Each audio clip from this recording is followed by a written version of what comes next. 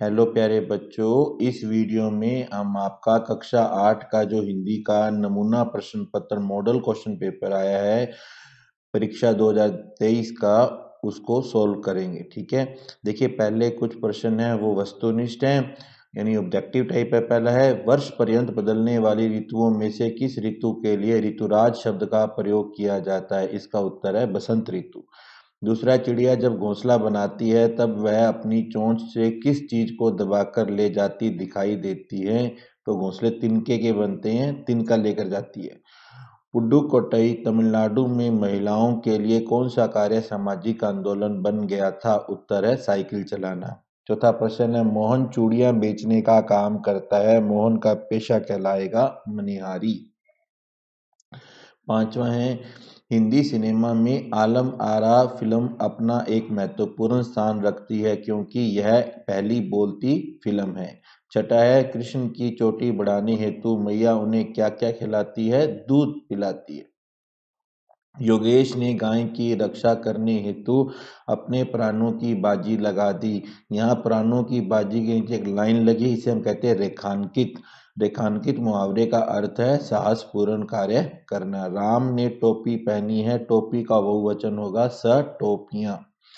नौवां प्रश्न है, हरे हरे ये पात डालियां कलियां कोमल गात। ध्वनि कविता की इन पंक्तियों के अनुसार हरे हरे ये पात से क्या आशय है? हरे हरे यह पात से आशय हरे हरे यह पात से आशय हरे हरे पत्ते से है। कवि अपने जीवन में अपने कार्य के द्वारा चारों ओर अपना यश फैलाना चाहता है, जैसे प्रकृति में हरे हरे पत्तों से हरियाली छा जाती है। जिस प्रकार फिल्म में कार लगने प्रत्यय लगने से फिल्मकार बनता है, इसी प्रकार कार प्रत्यय लगाकर दो नए शब्द बनाने हैं, तो बनाए हैं बच्चों चित्रकार शिल्पकार। आगे है, नीचे दिए गए व्यक्तिवाचक संज्ञा शब्द का वाक्य में प्रयोग कर लिखिए। जयपुर, तो यहाँ पे आएगा कल मैं पिताजी के साथ जयपुर जाऊंगा। आप भी कुछ बना सकते हैं अपनी मर्जी का। गोविंद, मेरे बड़े भाई का नाम गोविंद है। प्रश्न 12, साइकिल चलाने के कोई दो लाभ लिखिए। पहला है, साइकिल चलाने से समय की बचत होती है। साइकिल चलाने से महिलाओं में आत्मनिर्भरता बढ़ती है। आगे है, दिन प्रतिदिन होनी होती गरज की। गोरस शब्द का क्या आशय है? तो गोरस शब्द का आशय है दूध दही मक्खन। गवरिया को टोपी बनवानी थी, इसलिए वह किस किस के पास गई थी? गवरिया या गोरिया, दुनिया, कोरी, बुनकर व दर्जी के पास गई थी। 15वां प्रश्न है, सड़क पर चलने हेतु यातायात संकेतों के चित्र बनाकर उनके अर्थ लिखने हैं, चिन्ह बनाने हैं। तो देखिए पहला है यू टर्न निषेध, ये है ओवरटेक निषेध, मतलब आप यू टर्न नहीं कर सकते हो, ओवरटेक नहीं कर सकते हो। प्रवेश निषेध, प्रवेश नहीं कर सकते हो। पैदल पार पथ यानी कि जेब्रा क्रॉसिंग। आगे है, दीवानों की मस्ती पाठ के आधार पर यह बताइए कि हमें संसार को क्या देना है और क्या लेना है। देखिए, हमें संसार को खुशियां और बेहद प्यार देना चाहिए और अपने पराये का भेदभाव नहीं रखना चाहिए, सदा प्रसन्नता से रहना चाहिए। हम खुशियां देंगे, प्यार देंगे तो हमें भी प्यार मिलेगा।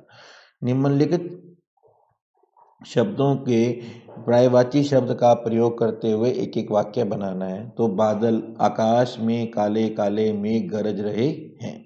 बगीचे में कमल, बगीचे में पंकज का फूल खिल रहा है। देखिए बादल का पर्यायवाची है मेघ, कमल का एक पर्यायवाची है पंकज। आगे है आंख, सहेली को देखते ही मेरे नयन भर आए। यहाँ पे आंख का पर्यायवाची है नयन। पेड़, पेड़ को वृक्ष भी कहते हैं। कबीर दास जी घास की निंदा करने से क्यों मना करते हैं? पठित दोहे के आधार पर स्पष्ट कीजिए। देखिए कबीर दास जी ने दोहे में पैरों के नीचे रौंदी जाने वाली घास के तिनके के बारे में बताया है कि हमें कभी भी उस रौंदी जाने वाली घास को कमजोर नहीं समझना चाहिए, क्योंकि उस घास का छोटा सा तिनका भी उड़कर हमारी आंख में पड़ जाए तो वह आंख में किरकिरी कर देता है और बेचैनी ला देता है। इसके माध्यम से उन्होंने बताया है कि समाज में रहने वाले छोटे से छोटे अर्थात कमजोर व्यक्ति को कभी भी निर्बल मानकर नहीं सताना चाहिए, क्योंकि समय आने पर वह भी शक्ति प्राप्त कर हम पर आघात कर सकता है। 19वां प्रश्न है, बच्चों के उद्यम मचाने पर घर की दुर्दशा बहुत हुई। कामचोर कहानी के माध्यम आधार पर इस बात के मत समर्थन में अपना मत दीजिए। तो देखिए, कामचोर कहानी के आधार पर मेरा यह मत होगा कि माता पिता को चाहिए कि बच्चों में घर का काम करने की आदत डालनी चाहिए। उन्हें बिठला निठल्ला बैठाकर नौकरों पर आश्रित नहीं करना चाहिए। बच्चों को उनकी क्षमता के अनुसार कार्य करने की आदत का अनुसार कार्य करना चाहिए। काम करने से व्यक्ति स्वस्थ रहता है, उसका मन काम में लगा रहता है और काम करने की आदत भी पड़ जाती है। 20वां प्रश्न है, इस भेद को मेरे सिवाय मेरा ईश्वर ही जानता है, आप उसी से पूछ लीजिए, मैं नहीं बताऊंगा। बिलवासी जी के समर्थन में तर्क दीजिए। बिलवासी जी ने यह बात जाऊलाल जी से इसलिए कही थी क्योंकि उन्होंने अपने मित्र को दिया वचन पूरा करने के लिए अपनी पत्नी के सिंदूक से पैसे चोरी करके दिए थे। तो यह भेद वह जाऊलाल जी को बताना नहीं चाहते थे। स्वच्छ भारत स्वस्थ भारत पर 4 पंक्तियां लिखनी है। तो देखिए, प्रस्तावना है, ये एक छोटा सा निबंध मान लीजिए। प्रस्तावना है, स्वच्छता का अर्थ साफ सफाई से है। साफ सफाई से रहना मनुष्य जीवन के लिए अति आवश्यक है क्योंकि इसके पीछे हमारी निरोगी काया बनाए रखने की अवधारणा रहती है। स्वच्छ भारत अभियान की घोषणा प्रधानमंत्री श्री नरेंद्र मोदी जी ने स्वतंत्रता दिवस 2014 को लाल किले की प्राचीर से की थी। प्रधानमंत्री मोदी जी ने कहा है कि हम अपनी मातृभूमि की स्वच्छता के लिए अपने आप को समर्पित करते हैं। इसके लिए सभी देशवासी प्रत्येक सप्ताह 2 घंटे अर्थात प्रति वर्ष लगभग 100 घंटे का योगदान करें। उपसंहार, स्वच्छता ही जीवन है। स्वच्छ रहना हमारा अनिवार्य कर्म और धर्म है, इसलिए हमें स्वच्छ रहना चाहिए और स्वच्छ भारत अभियान में अपनी सहयोगात्मक दृष्टि से पूर्ण भागीदारी निभानी चाहिए।